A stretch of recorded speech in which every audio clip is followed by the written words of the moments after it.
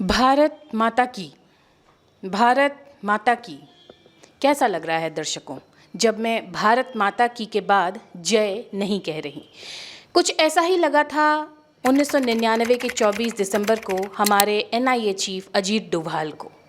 ये बात हमको पता चली जब हमने देखा धुरंधर सिनेमा में उनका किरदार। हालांकि सिनेमा के अंदर किरदार का नाम जो है वो सान्याल करके है, लेकिन उसमें इस घटना को दर्शाया गया है कि कैसे आज से इतने साल पहले जब कांधार हाईजैक हुआ था, यानी कि कांधार में एक हमारा भारतीय विमान हाईजैक कर लिया गया था, और उस वक्त में जब अजीत डोभाल भारतीय यात्रियों का उत्साह बढ़ाने के लिए, ताकि उनके अंदर से डर और भय थोड़ा कम हो, वो अंदर गए और उन्होंने भारत माता का नारा लगाने की आवाज़ दी, और उधर से कोई जवाब नहीं आया।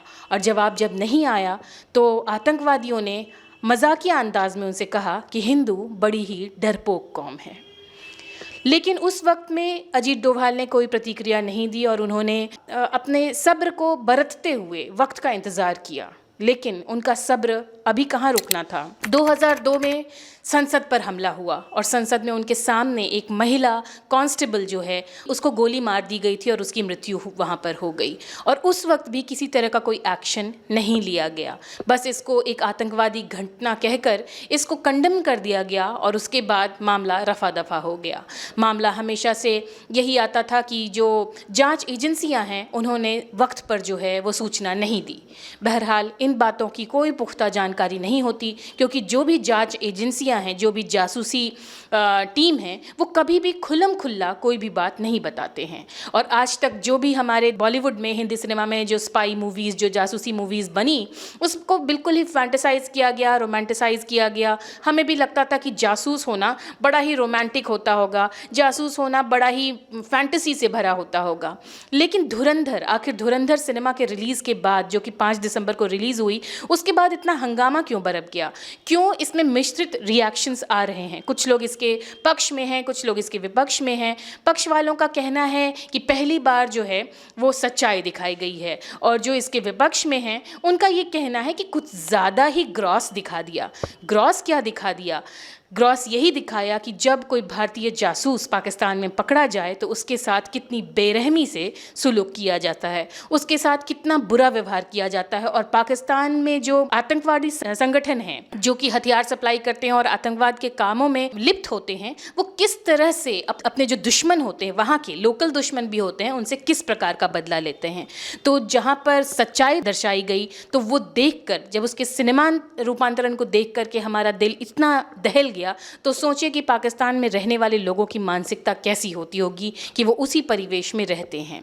ये बहरहाल इस पूरे सिनेमा में जो भी बातें दिखाई गई हैं, जो भी कैरेक्टराइजेशन हुआ है, वो सिनेमा की तकनीक के विशेषज्ञों की बात है। और इसमें जो मुख्य किरदार निभाया है रणवीर सिंह ने, रणवीर सिंह इसमें एक जासूस बने हैं जो कि भारतीय सेना के हैं। कुछ लोगों का मानना था कि ये मोहित शर्मा का किरदार है, लेकिन फिर बाद में इस बात की पुष्टि की गई और सिनेमा में इस चीज़ को स्पष्ट भी किया गया है कि ये मेजर मोहित शर्मा का किरदार नहीं है, बल्कि यह किरदार है जसकीरत सिंह रांगी, जो कि भारतीय सेना में थे, और वो हमजा अली मज़ारी नाम के एक जासूस बन करके किस तरह से रहमान डकैत की टीम में शामिल हुए और किस तरह से उन्होंने काफ़ी खुफिया जानकारियाँ जो है वो भारत तक पहुँचाई। सिनेमा जो धुरंधर जो सिनेमा है, ये 2 भागों में बनी है। इसका पहला भाग रिलीज़ हुआ और पहला भाग अभी 26/11, जो कि मुंबई होटल ताज में हमला हुआ था, वहाँ तक लेकर के पहुँचता है और दिखाता है कि उस जासूस की पीड़ा, कि जब वो खबर पहुँचा देते हैं लेकिन सरकार और अंदर के तंत्र जब उस पर सही एक्शन नहीं ले पाते हैं, तो किस तरह से जो है वो एक जासूस का मन और उसका दिल जो है वो टूटता है,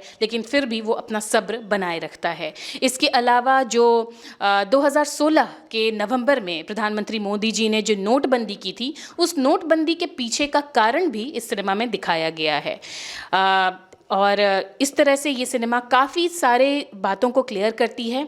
और जो इसका दूसरा पार्ट रिलीज़ होना है 19 मार्च 2026 को, उसमें ऐसा अंदेशा लगाया जा रहा है कि इसमें वो सारी बातें दिखाई जाएंगी जो कि 26/11 के बाद किस तरह से आतंकवादियों का रिवेंज लिया गया, या फिर मोदी सरकार के आ जाने के बाद किस तरह की घटनाओं को अंजाम दिया गया है। इसी वजह से इसको मोदी प्रोपेगेंडा या भारतीय सरकार की प्रोपेगेंडा मूवी भी कही जा रही है। हालांकि जो आदित्य आदित्य धार हैं, जो कि इस फिल्म के राइटर भी हैं, प्रोड्यूसर भी हैं और डायरेक्टर भी हैं, वो इन सारे विवादों से नकारते हैं इस बात को, और वो कहते हैं उनका काम सिनेमा को लिखना था और सिनेमा की पटकथा को सही ढंग से दर्शकों तक पहुंचाना था। बहरहाल ये सारी बातें मेरे बिंदु से है।